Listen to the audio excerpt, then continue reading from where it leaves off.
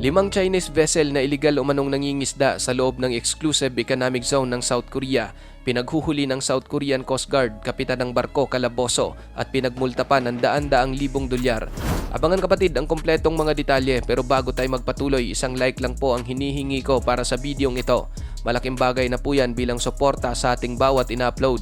Back to the video. Nito lang April 2, 2024, hindi nakaligtas sa kamay ng South Korean Coast Guard ang 5 sasakyang pandagat ng China dahil ito sa kanilang iligal na pangingisda sa karagatang sakop ng Korea. Masigasig ang gobyerno ng South Korea mga kapatid sa pagsugpo ng mga iligal na aktibidad sa kanilang nasasakupang dagat, kung kaya't ang mga barko na ito ng China ay agad na hinuli at maging ang kapitan nito ay talagang inaresto.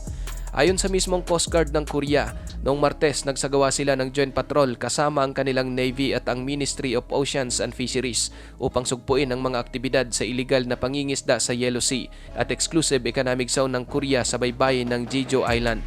Ang naturang joint patrol ay kinabibilangan ng nasa 30 vessels at 3 aircraft kung saan ang mga ito ay pinakilos para sa pagpapatrolya.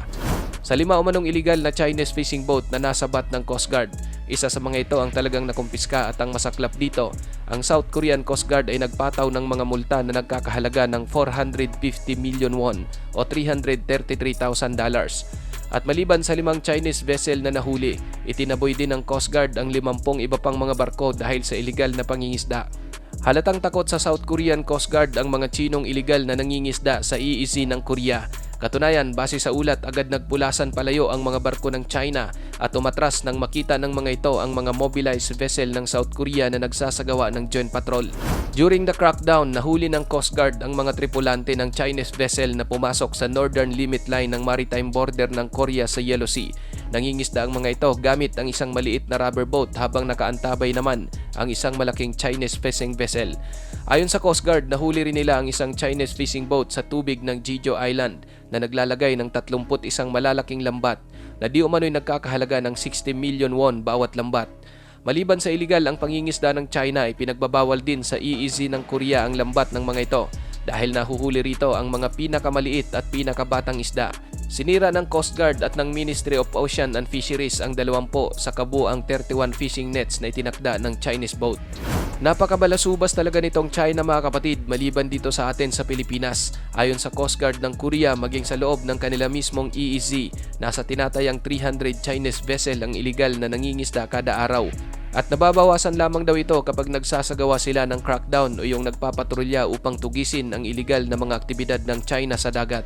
Plano ngayon ng South Korea Coast Guard na maglagay ng mahigit 500 toneladang patrol vessel sa paligid ng kanilang northern limit line water area sa Yellow Sea upang palakasin ang kanilang puwersa. The South Korean Coast Guard's newest patrol vessel has officially deployed from Jeju Island today. The 5,000-ton cutter is named Lee Chung-ho and is Korea's largest patrol vessel stationed in the Southern Sea to better guard territorial water. Gagawa umano sila ng mahigpit na hakbang laban sa mga nagsasagawa ng mga iligal na aktibidad sa pangingisda sa Korean waters na sumisira sa yamang dagat. Mahigpit talaga kapatid ang Coast Guard ng Korea pagdating sa mga iligal na mangingisda na lumalagpas sa kanilang border sa Yellow Sea.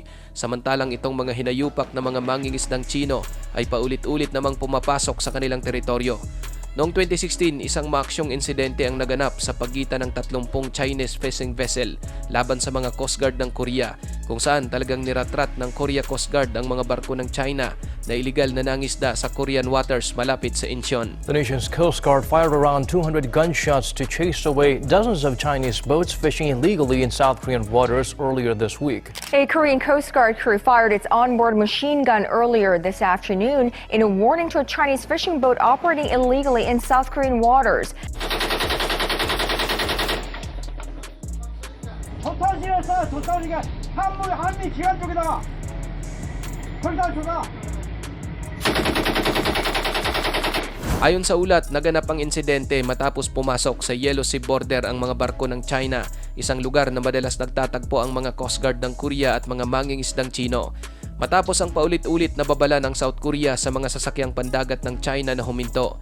Ngunit imbis na huminto, abay tinangkapang banggain ng mga ito ang barko ng Korea Coast Guard. Bago pa man makalapit ang barko ng China, pinaputok ng KCG ang kanilang machine gun bilang warning shot. Ngunit hindi ito naging epektibo dahil talagang babanggain sila ng barko ng China. Kaya ang sunod na putok ng machine gun ay doon ay pinatama malapit sa bow ng sasakyang pandagat ng China. 2 Chinese trawlers ang nahuli sa bakbakan at wala namang nasaktan. Sa ngayon mga kapatid, mas pinaigting pa ng South Korea ang kanilang pagbabantay sa kanilang nasasakupang karagatan, partikular na sa kanilang border sa Yellow Sea kung saan doon madalas pumapasok ang mga barko ng China. Minamadali na rin ng Korea ang pagkakaroon ng mas malalaking barko para tapatan ang mga barko ng China at magkaroon ng mas malakas na puwersa ng Coast Guard. Ikaw kapatid, ano ang masasabi mo sa videong ito? Para sa iyong opinion, i-comment mo na yan sa ating comment section sa ibaba. At kung nagustuhan mo naman ang videong ito, paiwan naman ako ng like at pasubscribe na rin sa ating munting channel. Maraming salamat sa panonood hanggang sa susunod na naman nating upload. Peace out!